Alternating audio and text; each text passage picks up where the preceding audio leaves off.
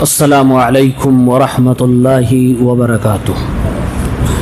الحمد للہ رب العالمین والصلاة والسلام علی رسولہ الامین وعلی آلہ وصحبہ اجمعین، واشہد ان لا الہ الا اللہ وحدہ لا شریک لہ، واشہد ان محمدا عبدہ ورسولہ، اما بعد۔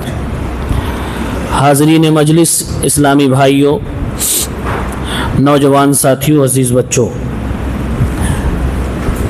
سیرت النبی کے درخشاں پہلو، اس عنوان سے یہ درس نمبر 14 ہے۔ ہم اور آپ نے اللہ کے نبی صلی اللہ علیہ وسلم کی دعوت کے مراحل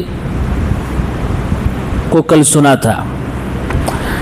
شروع میں جب آپ صلی اللہ علیہ وسلم خفیہ دعوت کا کام کر رہے تھے تو حکمتاً آپ صلی اللہ علیہ وسلم نے ایک گھر کو سلیکٹ کیا اور اسی میں جا کر نئے مسلمانوں کو دین کی تعلیمات دیتے تھے، قرآن جو اترتا تھا وہ سکھلاتے تھے۔ اس گھر کا نام دار ارقم ہے۔ ارقم ابن ارقم رضی اللہ تعالی عنہ کا گھر تھا وہ، کیونکہ جو لوگ بھی اسلام قبول کر رہے تھے ان کو تعلیم کی ضرورت تھی، ان کو توحید اور صبر کا سبق دینا تھا، اس لیے آپ نے اس گھر کو چنا۔ سوال یہ ہے کہ اسی مکے میں ابو بکر صدیق کا گھر، اسی مکے میں آپ کا اپنا خود کا گھر، ابو طالب کا گھر اور بہت سارے لوگوں کا گھر تھا، آپ نے دار ارقم کو ہی کیوں چنا؟ تو اس کا جواب یہ ہے کہ سیکیورٹی اور سیفٹی ریزن سے آپ نے ان کا گھر چنا تھا۔ کیوں؟ کیونکہ آپ کا گھر کفار کے درمیان مشہور نہیں تھا کہ یہ کسی مسلمان کا گھر ہے۔ اس کی وجہ کیا تھی؟ وجہ یہ تھی کہ حضرت ارقم ابن ابی ارقم یہ صرف 16 یا 17 سال کے تھے اور اسلام لے آئے تھے۔ 16-17 سال کے بچے کا اسلام، وہ لوگ ڈاؤٹ نہیں کر رہے تھے کہ یہ بھی مسلمان ہو سکتا ہے اور اس کے گھر میں نبی دعوت کا کام کر رہے ہیں۔ ایک دوسرا ریزن یہ تھا کہ ان کا تعلق قبیلے کے اعتبار سے بنو مخزوم سے تھا، اور یہ وہی قبیلہ ہے جو بنو ہاشم سے بالکل 36 کا آنکڑا رہتا تھا۔ اسی بنو مخزوم قبیلے سے ابو جہل بھی تھا، یعنی ابو جہل کے خاندانوں میں سے اور ان کے گھرانوں میں سے ایک گھر تھا دار ارقم۔ تو لوگوں کو ڈاؤٹ نہیں ہو رہا تھا کہ بنو ہاشم کے محمد بنو مخزوم کے ابو جہل کے قبیلے میں سے کسی گھر کے اندر بیٹھ کے دعوت کا کام کریں گے، جبکہ سب سے زیادہ متشدد اور ظلم کرنے والے لوگ یہی ہیں۔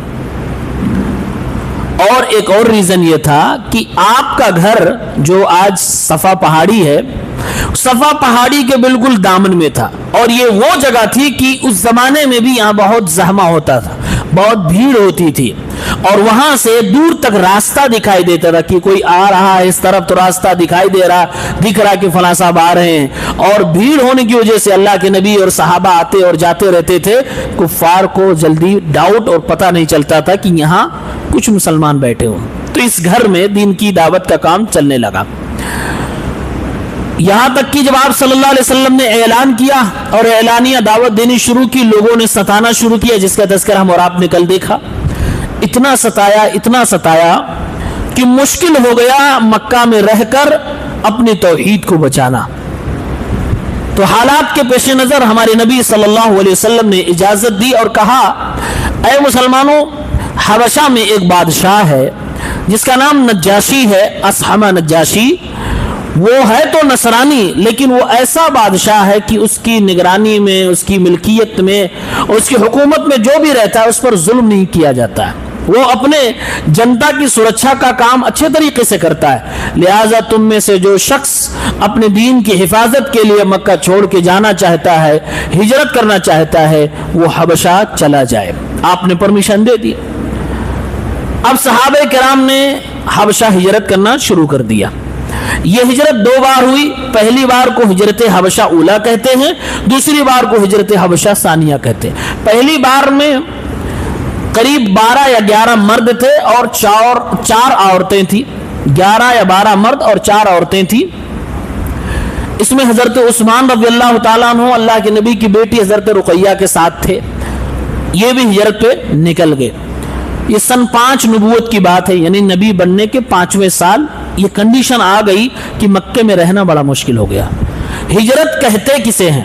ہجرت کہتے ہیں اپنے دین کی حفاظت کے لیے اپنے فتنے والے وطن کو چھوڑ کر امن و امان والی جگہ پہ چلے جانا جہاں دین پہ آسانی سے عمل ہو سکے. اس کو ہجرت کہتے ہیں. رزق اور روزی روٹی کے لیے آدمی اگر اپنا وطن چھوڑ کے جا رہا ہے تو اس کو ہجرت نہیں کہتے. ہجرت دین کو بچانے کے لیے، جہاں آپ تھے وہاں دین پہ چلنا مشکل تھا اور ناممکن سا لگ رہا تھا، بنیادی چیزیں آپ نہیں کر پا رہے تھے اسلام کی، تو آپ دین کی حفاظت کے لیے اگر وطن چھوڑ کے جاتے ہیں تو اس کو ہجرت کہتے ہیں. تو صحابہ نے یہی کیا. اب یہ لوگ حبشہ پہنچ گئے. پہنچے ہی تھے، کچھ ہی دن گزرا تھا کہ ایک افواہ، ایک ریومر پہنچتے پہنچتے حبشہ پہنچ گئی. کیا کہ ارے مکہ کے سارے کفار تو مسلمان ہو گئے، مکہ کے سارے مشرکین تو مسلمان ہو گئے. اب ان لوگوں نے سوچا کہ جب سب مسلمان ہو گئے تو اب ہم لوگ اپنا وطن چھوڑ کے یہاں کیا کریں گے، چلو ہم لوگ واپس مکہ چلتے ہیں. یہ افواہ پھیلی کیسے تھی؟ اللہ کے نبی صلی اللہ علیہ وسلم خانہ کعبہ کے پاس سورہ نجم کی تلاوت کر رہے تھے. سورہ نجم کی آخری آیتیں بڑی عجیب و غریب ہیں. اگر کوئی پڑھنے والا قاعدے سے پڑھے اور ہم اور آپ کو سمجھ میں آئے تو واقعی رونگٹے کھڑے ہو جائیں گے. آدمی اپنے آپ پر قابو نہیں رکھ پائے گا. وہ مشرکین قرآن سمجھتے تھے. اللہ کے نبی کی آواز سے وہ پیاری پیاری آیات جب نکلی وہ لوگ سن رہے تھے اور اخیر میں سجدہ ہے. آپ نے سجدہ کیا، وہ سننے والے مشرک و کفار سب سجدے میں چلے گئے، اپنے آپ پر کنٹرول نہیں رکھ پائے. اب تھوڑی دیر کے بعد جب ان کو ریئلائز ہوا کہ ارے ہم لوگوں نے تو محمد کے کلام پر سجدہ کر لیا، ان کو افسوس ہوا، بڑا افسوس ہوا. اب اس کے بعد یہاں سے کہانیاں گڑھی گئی. ان لوگوں نے اپنے اس سجدے کے لیے جھوٹ باتیں بتانا شروع کر دی کہ نہیں نہیں، محمد نے دراصل اپنے اس تلاوت میں وہ ہمارے بتوں کا بھی نام لیا، تھوڑا سا ہمارے بتوں کی تعریف کر دی تھی، اس لیے ہم لوگ سجدے میں گئے تھے. تو یہ غلط بات جو اس میں ملا دی گئی یہ پھیلتے پھیلتے حبشہ پہنچ گئی اور ان کے سجدے کی وجہ سے افواہ بن گئی کہ یہ سب کے سب لوگ مسلمان ہو گئے، جبکہ یہ کوئی مسلمان نہیں ہوا تھا. اب وہ حبشہ والے مسلمان جو 11 مرد اور 4 عورتیں چلے گئے تھے وہ واپس مکہ آئے اور مکہ کے بارڈر پہ جب پہنچے تو ان کو حقیقت کا انکشاف ہوا اور پتہ چلا نہیں کوئی مسلمان نہیں ہوا ہے. وہی سختی، وہی مصیبت جھیل رہے ہیں سب لوگ. تو کچھ تو یہیں سے واپس چلے گئے پھر حبشہ، اور کچھ مکے میں آئے، بولے کہ اب آ ہی گئے ہیں تو رہیں گے. تو قریش کے جو غیر مسلم رشتہ دار تھے اپنے رشتہ داروں کے تحت اندر خفیہ راستے سے داخل ہو گئے. یہ ہجرت حبشہ اولا ہے. کچھ دن کے بعد یہ جب شدت بڑھتی چلی گئی، مکے والوں نے پریشان کر ڈالا، جینا محال کر دیا. پھر اللہ کے نبی نے اجازت دی کہ کوئی اگر جانا چاہتا ہے تو مکہ چھوڑ کر اپنے دین کی حفاظت کے لیے حبشہ چلا جائے. چنانچہ دوسری بار بھی صحابہ کرام نکلے. اس بار 80 سے زائد مرد تھے اور 19 عورتیں تھیں. سب لوگ گئے، سمندر کے کنارے پہنچے، سامان کی کشتیاں جا رہی تھی، اسی پہ ان کو بھی بٹھا لیا گیا. آدھے دینار کی قیمت میں حبشہ پہنچ گئے سب، اور حبشہ سب وہاں پہنچ گئے. اب قریش کے لوگوں کو پتا چلا اتنی بڑی تعداد میں لوگ گئے کہاں. سمندر کے کنارے ساحل پہ پہنچے، دیکھا کوئی نہیں ہے. کہا اس کا مطلب سب نکل لیے. مکے والوں کو، قریش والوں کو رہا نہ گیا.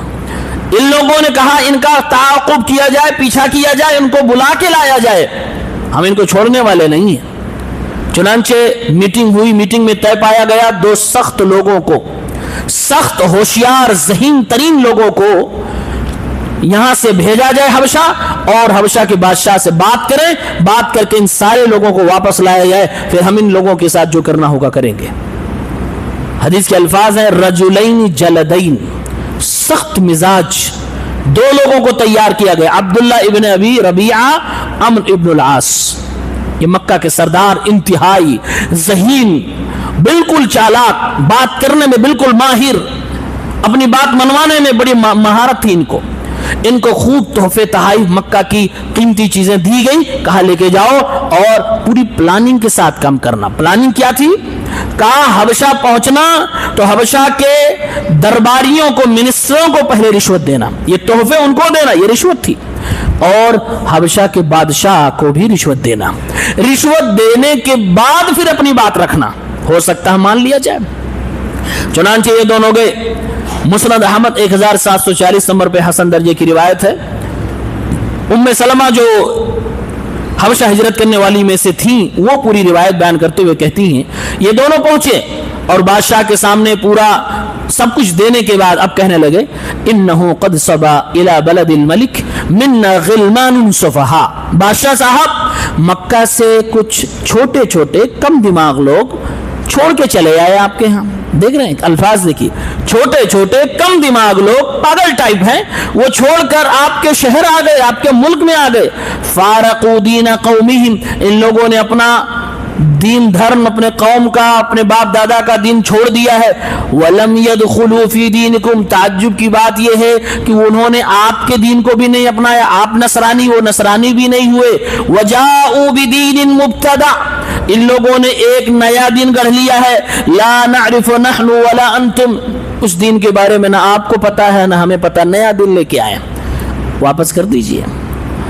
وزیروں منسٹروں کو پہلے سے تحفے تحائف دے کے خرید لیا گیا تھا، منسٹر لوگ بھی ہاں میں ہاں ملانے لگے، ہاں صاحب واپس کر دینا چاہیے، یہ ان کے کنٹری کا معاملہ ہے، ہم لوگ کیا کریں گے؟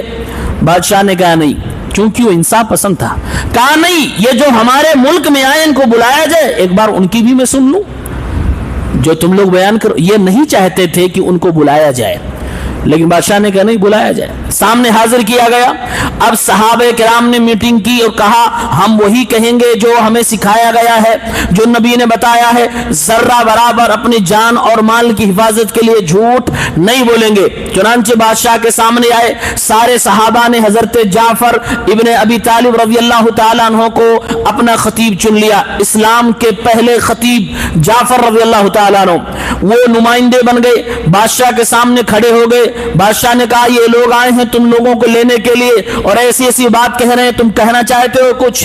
حضرت جعفر نے کہا ایھا الملک، بہترین شاندار خطبہ ارشاد فرمایا، کہا ایھا الملک، بادشاہ سلامت، کننا قوما اہل جاہلیہ نعبد الاصنام ونأکل المیتہ ونأتی الفواحش ونقطع الارحام ونسیء الجوار۔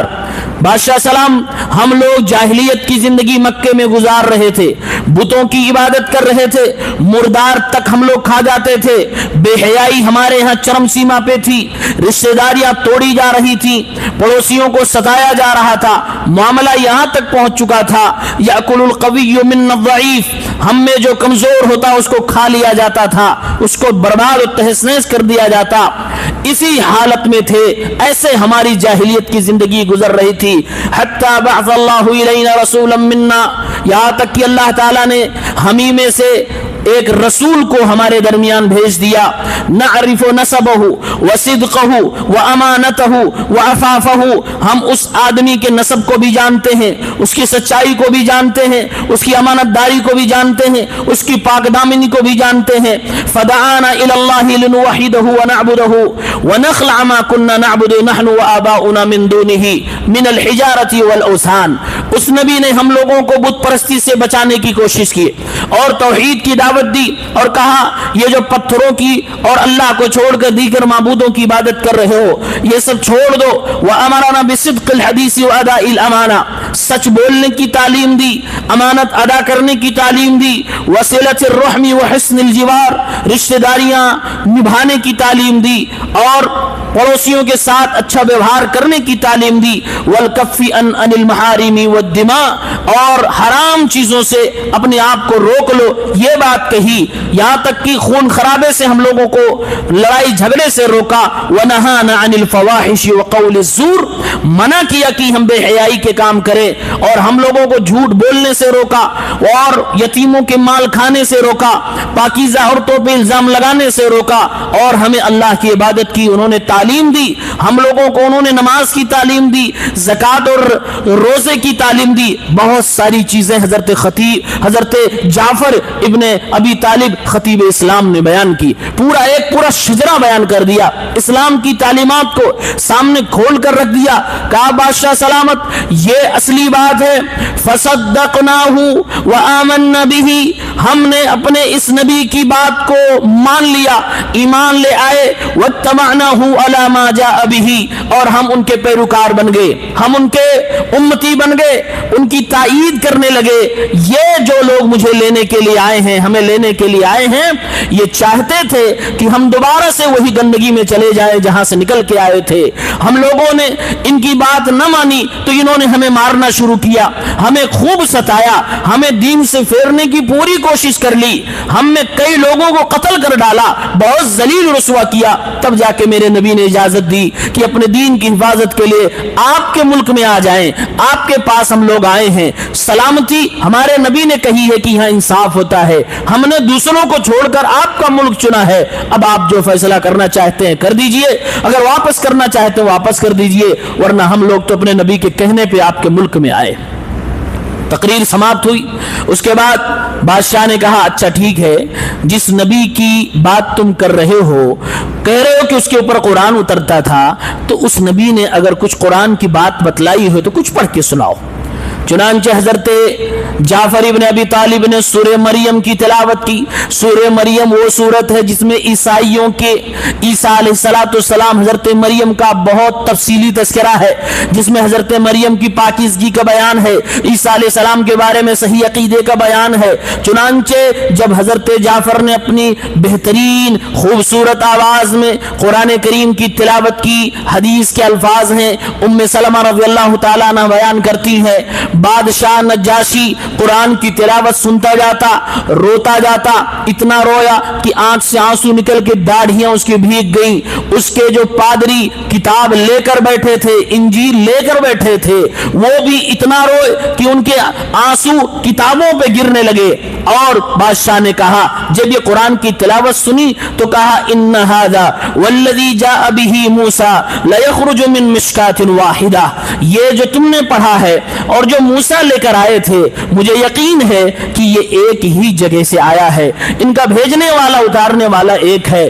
اور پھر ان دونوں مکہ والوں کو مخاطب کیا, کہا انطلقا, نکل لو یہاں سے, فواللہ لا اسلمہم الیکم ابدا ولا اکاد, اللہ کی قسم ہے میں ان مکے والے مہاجرین کو تمہارے حوالے نہیں کر سکتا, اور میں ہرگز نہیں کروں گا, یہ کبھی نہیں ہو سکتا.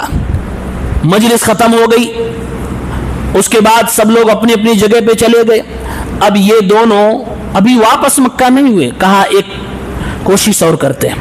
کہا ابھی بادشاہ کو یہ نہیں بتایا کہ مسلمان عیسیٰ کے بارے میں کیا عقیدہ رکھتے ہیں, یہ عیسیٰ کو اللہ کا بیٹا نہیں مانتے جیسا کہ عیسائی مانتے ہیں. چلو اب یہ بات بتلائیں گے, ہو سکتا ہے بادشاہ غصے میں آ جائے اور پھر ہماری بات مان لیں. اگلے دن پھر سامنے آئے. کہا بادشاہ سلامت ایک بات رہ گئی تھی. کہا کون سی بات؟ کہا کل جو پوری مجلس ہوئی, آپ کو نہیں پتا ان لوگوں کا عقیدہ عیسیٰ کے بارے میں وہ نہیں ہے جو آپ کا عقیدہ ہے. بادشاہ نے پوچھا اے جعفر بتاؤ تم لوگ کیا کہتے ہو عیسیٰ کے بارے میں, تمہارا اسلام کیا عقیدہ پیش کرتا ہے؟ حضرت جعفر نے وہی بات کہی جو اللہ کے نبی نے سکھائی تھی. کہا عیسیٰ ہوا عبد اللہ ورسولہ وروحہ وکلمتہ القاہ الی مریم العذراء البتول. کہا عیسیٰ وہ اللہ کے بندے ہیں, اللہ کے رسول ہیں, اللہ کی پیدا کردہ روحوں میں سے ایک روح ہیں, جن کو اللہ تعالیٰ نے جبریل امین کے ذریعے کلمہ کن کے ذریعے پیدا کیا. ان کی ماں پاکیزہ ہیں اور بالکل کنواری ہیں, یعنی کسی باپ سے وہ پیدا نہیں ہوئے. یہی اسلام کا عقیدہ عیسیٰ اور مریم کے بارے میں ہے. بادشاہ نے جب یہ بات سنی تو سارے پادری حیران, اب کیا ہوگا, کیونکہ پادری اس کے خلاف تھے. بادشاہ زمین پہ جھکا, ایک لکڑی اٹھائی اور لکڑی ہاتھ میں لینے کے بعد اپنے سارے لوگوں کو مجمع کو حاضر کر کے کہتا ہے ما عدا عیسیٰ ما قلت هذا العود, کہ جو یہ لکڑی میرے ہاتھ میں ہے اس لکڑی سے ذرہ برابر عیسیٰ کے بارے میں وہ بات نہیں ہے جو تم نے کہی ہے, یعنی 100% جو تم نے کہا وہی صحیح ہے عیسیٰ کے بارے میں. جو تم نے کہا وہی عیسیٰ کے بارے میں صحیح ہے، ذرہ برابر تم نے نہ کم کیا نہ زیادہ کیا ہے۔ اب جب بادشاہ نے یہ بات کہہ دی، سارے پادری کھکھارنے لگے کہ ارے جناب آپ کیا کر رہے ہو؟ آپ اپنے عیسائیت کے دھرم سے، ہم لوگوں کے بتائے ہوئے عقیدے سے الگ جا رہے ہو۔ بادشاہ نے کہا وَإِن نَخَرْتُمْ وَاللَّهِ، تم چاہے جتنا کھکھارو، سچائی یہی ہے جو یہ جعفر کہہ رہا ہے، جو محمد بتلا رہا ہے۔ چنانچہ بادشاہ نے اس وقت پھر سے ایک بار اعلان کیا، کہا اذهبوا فانتم صیوم ارضی، جاؤ مسلمانوں تم ہماری اس زمین پہ رہو، تم لوگوں کو ہماری طرف سے امن و امان ہے، سرکشا پردان کیا جاتا ہے۔ من سبکم غرم ومن سبکم غرم ومن سبکم غرم، جس نے بھی تم کو اناب شناب بکا یا برا بھلا کہا ہماری اس دھرتی پہ، اسے میں سزا دوں گا، اسے جیل کاٹنی پڑے گی، یہ میرا آرڈر ہے۔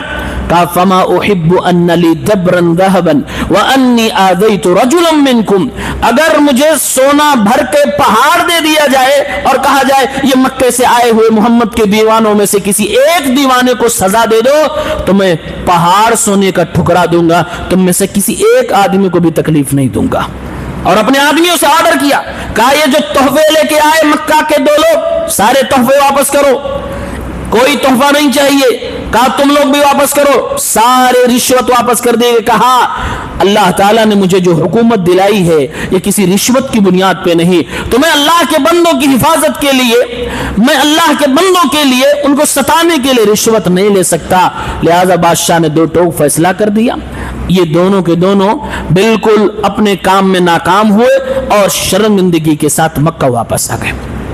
یہ مسلمان جو حبشہ میں تھے، ان لوگوں نے اس بادشاہ کے حق میں، جبکہ غیر مسلم تھا، عیسائی تھا، دعائیں بھی کی جب وہ جنگوں میں گیا، اور اللہ سے دعا مانگی اے اللہ تعالیٰ اس کو اس کے دشمن کے خلاف مضبوطی عطا فرما اور اس کو اس کے ملک میں طاقت و پاور میں رکھ۔ اللہ کے نبی صلی اللہ علیہ وسلم جب یہی بادشاہ انتقال کر جاتا ہے، صحیح مسلم کی روایت ہے، آپ کو خبر ملی، آپ نے فرمایا اِنَّا أَخًا لَكُمْ قَدْ مَاتَ، تمہارا بھائی نجاشی بادشاہ انتقال کر گیا، فَقُومُوا فَصَلُّوا عَلَيْهِ، اے میرے صحابہ نکلو چلو اس کی غائبانہ نماز جنازہ پڑھتے ہیں۔ یعنی کہ یہ نجاشی بادشاہ مسلمان ہو چکا تھا۔ آپ صلی اللہ علیہ وسلم نے مدینے میں اپنے صحابہ کے ساتھ اس کی غائبانہ نماز جنازہ پڑھی۔ اب یہ ہجرت حبشہ ثانیہ ہے۔ اس واقعے کے بعد امن و سکون سے اس حبشہ کی سرزمین پر مسلمان رہنے لگے۔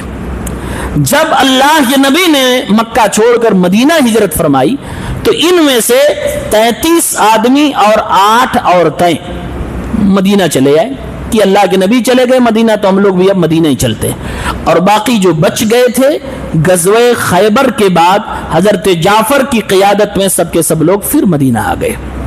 تو یہ صحابہ کرام کا حبشہ کی طرف ہجرت کرنے کا واقعہ۔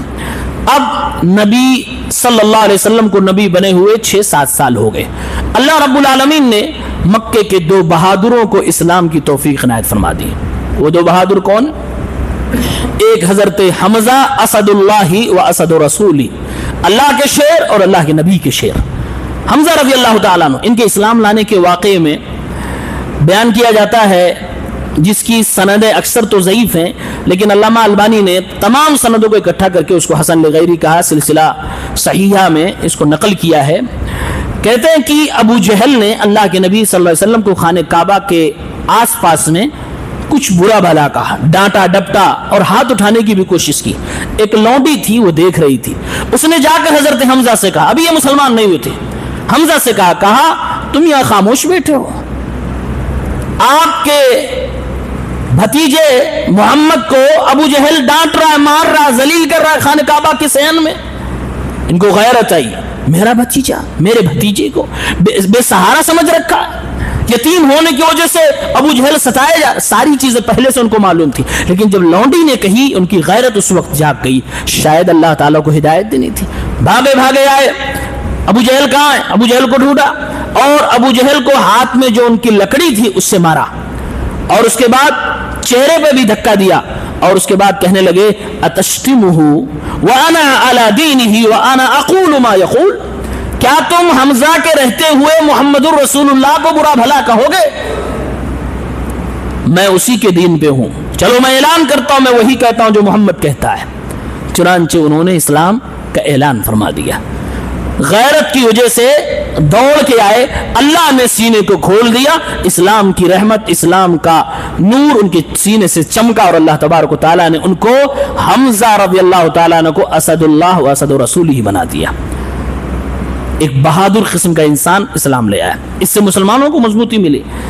اور بھی ایک شخص جن کو اللہ کے نبی دعاؤں میں مانگ رہے تھے کہ اے اللہ اسلام کی توفیق ان دونوں میں سے کسی ایک کو دے دے۔